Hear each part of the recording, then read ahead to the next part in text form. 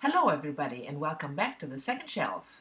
Today I have another tag video for you, the book buying tag. I was tagged by Steve over at Steve Donahue. Thank you, Steve, for tagging me again. You're really keeping me busy with all those tags.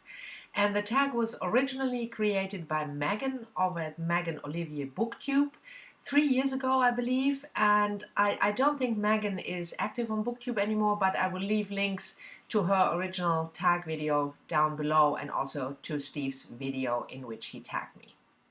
As is already clear from the name of the tag, the book buying tag, this tag is all about your book buying habits. Question number 1, where do you buy your books from? I buy my books mainly from independent bookstores. I spend my time between Amsterdam and Cologne, and in both cities I have favorite bookstores. 2 of them in Amsterdam and 2 of them in Cologne. They're both small independent bookstores, but occasionally I also go to the Waterstones in Amsterdam, or I go to a similar chain in Cologne, which is the Meyersche Buchhandlung, which is also a chain. But mainly I try to buy from small independent bookstores, and I'm lucky that in Amsterdam and in Cologne there are plenty of independent small bookstores. Number 2, do you ever pre-order, and if you do so, do you do that in the store or online? This is an easy question because the answer is no. I never pre-order. What I do is I look at the books to be published either on the publisher's websites from publishers I like, or I go to Goodreads looking at previews for the coming months or half year or whatever, and then I write down the books that I want to check out and write down the date they are published, and then I go to my local bookstore and either they have them already when they are out, or I have them order them and buy them in the bookstore. So I never pre-order. Question number 3, on average, how many books do you buy a month? I think when I look back at the year, the average is about between 5 and 10 books a month. But that also includes not only physical books, but ebooks I buy for my Kindle. Sometimes it's only 2 physical books a month and 8 Kindle books, and sometimes it's the other way around. But on average, if you count that as a total, it's about between 5 and 10 books a month. If you only want to know physical books, then I would say it's about 4 to 5 books a month. The next 3 questions, number 4, 5 and 6, all have to do with using the local library, so I'll answer them together. The first one is whether you use the local library. I hardly ever do. I have a local library in Amsterdam, which is pretty good, a not so good one locally in Cologne. I sometimes borrow books, which is question number 5, how many books do you borrow a month? But my main reason for not using the library that much is that I have the tendency to annotate my books. I underline, I write in the margin, I highlight, and unlike other people, Steve Donahue, I don't do that with books I borrow. So normally I don't use the library that much. And in addition, the German and Dutch libraries, they don't have an extensive ebook library system yet. You can't use your Kindle if you want to borrow books. You have to have a special app for that, which is a lot of fuss, I think. So maybe if that develops, if in Europe we will have something like Overdrive where you can easily borrow books on your Kindle, then I might use it more. And the last question about libraries was, how do you feel about local library books? I think library books are great. I'm happy that there are still libraries at all and that they have funding, although a lot of them struggle. Because if you don't have the means to buy books, or if you want to just try a book out and you don't want to buy it, then the library is great. It's only for people like me who want to underline and annotate that the library is not the best place to go and get books. Number 7, how do you feel about charity shops, second-hand bookstores? I love them. And again, I'm really lucky because there is the most fantastic second-hand bookstore in Amsterdam, the Book Exchange, for English books. And I always go there when I'm in Amsterdam, and I never leave without a book. Then sometimes I put them in my suitcase, and then my suitcase gets stolen, so 10 books gone. But anyway, and one of the other bigger bookstores in Amsterdam also has second-hand or outlet book shop on the top floor, so I go there as well. And the same is in Cologne. Just across the street there are 2 tiny little second-hand bookstores with no heating. They are freezing in the winter, but they have a great selection, mostly German language books. So if I'm looking for German language books secondhand, then I go there. And for the English ones, I go to the Book Exchange. Question number 8. Do you keep your read books and your TBR files separate or together? I keep them separate. I have a little bookshelf in my reading room. I'll try and put a picture up here somewhere where I keep the books that I haven't read yet. And on the top shelf the German ones, and then the English ones, and on the bottom shelf are the books that I DNF'd.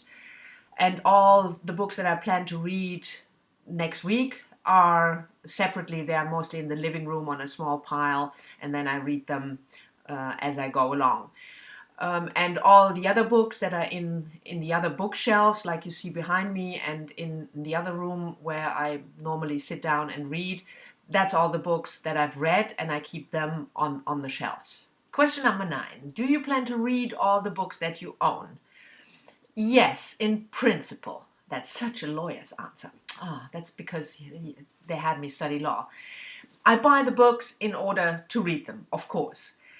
But if I look at my TBR pile, the little shelf I showed you, then there are books on there that have been sitting there for years, and I'm not sure whether I will ever read them, but I might, so that's why I keep them. And even the books that I DNF they're on the bottom shelf, I keep them as well. The last book I DNF'd was this one, Geraldine Brooks' The Secret Court, about King David. I didn't like it, and what I then do is I put a little marker in there. That's how far I've gotten, and then I keep them on that DNF shelf because I might change my mind. And even if I don't, I also consider my library, the books I have on my shelf, as part of my life. So even the books that I haven't read are part of it, and maybe I will never get to them. And also the books that I DNF'd, I look at them and I know what I didn't like. I have no problem keeping them. So yes, I plan to read the books that I have, but there are certain books that I might not read and still keep. And that more or less already answered question number 10. What do you do with books you feel you will never read or books you didn't enjoy? Well, the last part of the question, books I didn't enjoy, I keep anyway. And as I told you, even the books that I haven't read yet and might not read, I keep them unless it's really something that I think I've grown out of. Middle grade books, for instance, I don't keep. But for the rest, I'll keep them. As long as I have space, I keep them. Question number 11 is also related to keeping or giving away books, because it's whether I've ever donated books. Yes, I have, because there's one exception to the rule I already told. That's books from my childhood I didn't want to keep, or sometimes books that I have double. When I have more than one edition and I only want to keep one, then I donate books. I either give them to friends who are interested, and if they are not, then I wait until I have a little box and then I donate them to a secondhand bookstore. Number 11. Have you ever been on a book buying ban? No, I haven't. I buy books according to the money I have. If I have very little, then I buy less. If I have more, then I buy more books. But even when my TBR is quite big as it is now, I'm never on a book buying ban. I don't see the point of it, like I said, unless it's for economical reasons that I don't have the money to buy books. That's something else, of course. If you don't have the money, then you can't buy the books. But other than that, I don't ban buying books just because I have books on the TBR that I haven't read yet. I don't know. I learned about this whole TBR stress only when I started Goodreads and BookTube, and a lot of people fretting about that they have to read them. I don't feel that way. I don't mind having books on that TBR even for some years, and regularly I read 1 or 2 or 3 or 5 books from that TBR, but I don't mind having them. So I don't feel bad about having bought them. And as long as I can afford that, as long as I can afford books, I'm not going to go on a book buying ban. Last question, number 12. Do you feel that you buy too many books? Well, I guess I've answered that question already. No, I don't. It's, yeah, some might call it an indulgence if you do that. But it's books, to buy books, to acquire new books, to have TBRs, a pile of books that I haven't read yet but bought for various reasons. I never regret it, and so I never think I buy too many books, unless, like I said earlier, if you have economic reasons for it. That's something else, and then of course you can scale down your book buying because you have to save money. But other than that, I don't see the point of thinking you buy too many books. That's a sort of question for me, like, do you read too many books? So no, I don't feel that I buy too many books.